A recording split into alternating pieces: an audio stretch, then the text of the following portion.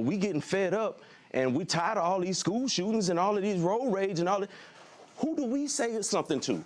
Who hears our voice? And when does the white fatigue kick in? And when does the white fatigue kick in? Well, we've been hearing about white, that's the point, right? We've been hearing about it all our lives, about white fatigue, about systemic discrimination. But nothing's ever been done. That's the problem. It has been done. That's why we've done systemic justice reform that has led to more crime, right? That's the reason for no three-strike policy. That's the reason for cashless bail. That's the reason for catch and release. The reason for it, in the wake of Black Lives Matter, George Floyd riots, Summer of Love, was we're going to reform crime, we're going to reform the justice system, and it's gotten worse everywhere it's been. And then when white people leave those neighborhoods, well, now it's white flight. If they come in, it's gentrification. And I'm telling you, there are a lot of people who are pissed off, and they're not going to sit down and have this conversation and be real about it. And they're going, well, what happens when someone has to keep their mouth shut about everything? Nobody tell you have to.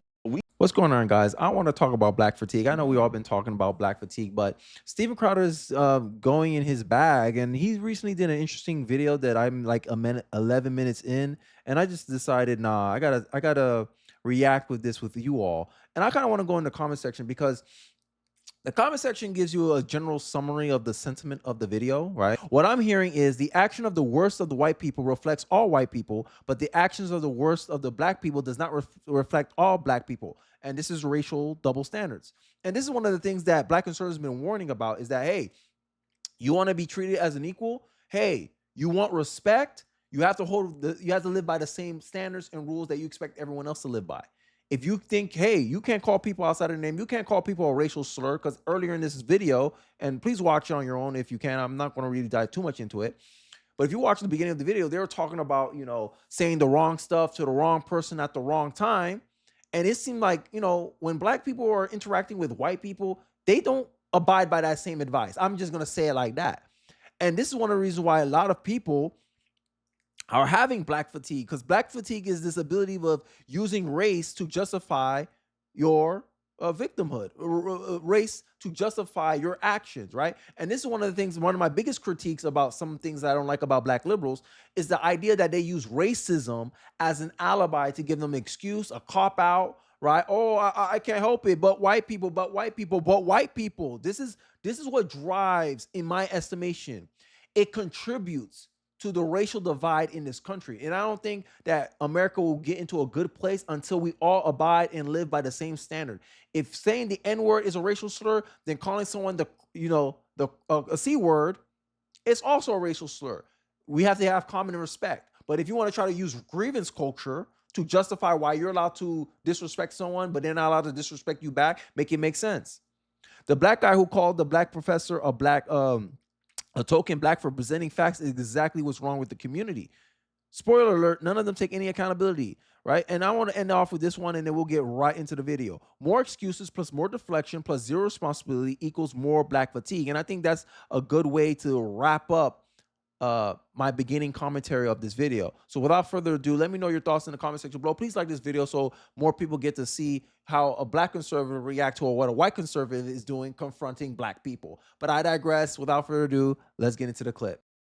The term black fatigue. You guys know what that means? Since the last time you came, that's become a thing. Yeah, I was about to say that's just become a recent thing. And do you know what it means? No, I'm not sure. I'm going to ask that. It's a term that's being used by people in the white community, by and large, again, saying they feel like they've been victimized and they're tired of taking that shit. You know, that was a girl who was dying alone in public, and that was a guy who was let out 14 times. 14 times, including violent crimes, in the name of racial justice, right? He didn't have to post bail.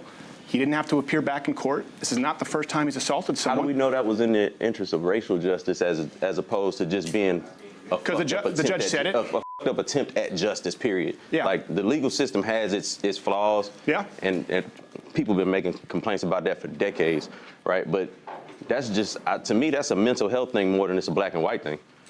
So I see where the commenters are trying to say that, they don't want to take any accountability for this because, like it's like what the commenters said, and a great way to summarize it is like, okay, the worst white people's actions reflects all white people, but the worst black people's actions doesn't reflect all black people. You got to keep a consistent standard. Pick your struggle, Black America. If you want to be treated as an equal, you want to be a part of America, you got to judge we all got to judge each other under one standard. and this is, I think, one of the reasons really driving black fatigue, right? And why some black people have black fatigue. I could have black fatigue. I have black fatigue. I know I have that for sure. Because I'm tired of people using racism as an alibi, an excuse to justify their inadequacies, or when they do something wrong, or use it as some type of justification to do something messed up to someone who didn't even do nothing wrong to you, just because they have a certain skin color, right? And a lot of people are having less and less tolerance for this. And I think that if Black America really wants, to get behind this racism stuff, right? Because Black America, or Black liberals who pretend they talk for Black America, always sit around talking about how they don't want to talk about race, right? But the reason why the racial justice stuff is getting some blame for this stuff is because of the fact that Black people, Black men commit a lot of the crimes disproportionately. You 13% of the population, yet you're responsible for 48% of crimes in this country. Black males are doing that, right? If you don't want to do the crime, if you don't want to do the time, don't do the crime. And you're making a choice to do these criminal acts, who cares about your excuses? Who cares if you came from an impoverished background? Because racial groups in the same kind of situation commit less crimes than you do. So using poverty, I'm struggling, I had to find a way out, I had to make my way, it's just sound like a convenient excuse. And I think a lot of society, a lot of America's society, are just not tolerating it anymore, especially with that video that happened with the girl that got stabbed in the New York subway, Iana. But I digress. Let's get back into the video. Well, I'll tell you why, because white people are saying it now. Right. Not just white people are saying, hey, that's we're what in the makes city. it a bigger thing. Well, because, white people are 12 times as likely to be killed by a black person than the other way around. I'm just going to shoot you straight. It's not even close. Where? Across the country. Where? Not in The United States. I mean, we're not talking about Ghana. Yeah. What I'm saying is, in white communities, or in quote unquote so-called white communities, Across the country, the rate is a black man or person, because most murders men. There are very few female murders. 12 times more likely to kill a white person the other way around. And then you look at the average amount of times that someone in this country is arrested before they're brought in for killing, charged with murder. Do you know how many times they're arrested on average before they murder? 11 times. once again, the justice system's got its. Yes, but the problem is, right, this is why I said on my video, and I think someone took offense to what I said, is that profiling actually helps reduce crime because of the fact that, hey, you got a crime thing on your books. Hey, you're doing something suspicious. Can I, hey, let me make sure you're all right. Let me make sure you're an okay person. Oh, damn, you got a warrant for your arrest.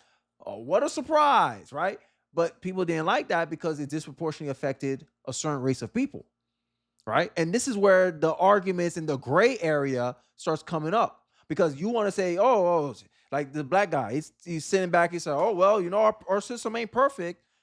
But when people make approaches, okay, yeah, we need to crack down on crime. Yeah, we need to arrest you the first, second, and then third time, we're like, no. There's no 3 strikes rule. We arrest you, we got to hit you with the full weight of the law, right? Tough on crime, right?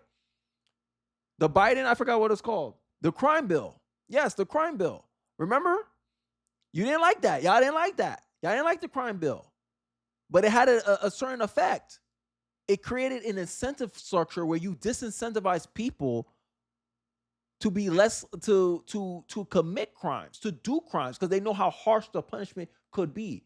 And it was more a war on drugs, and I understand the nuances of that argument.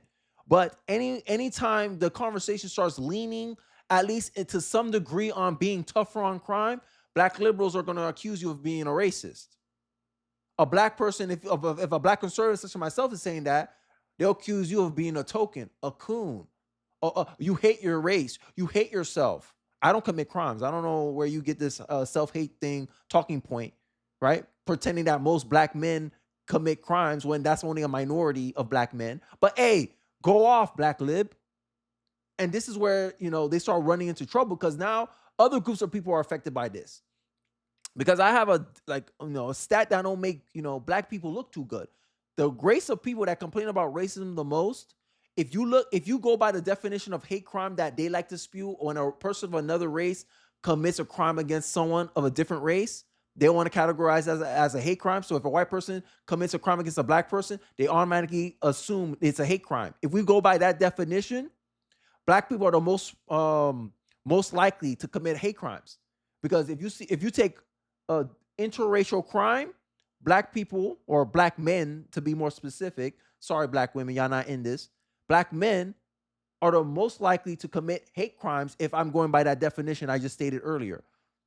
If the crime is you're committing crime against another person of a different race, Asians, Hispanic, it's black.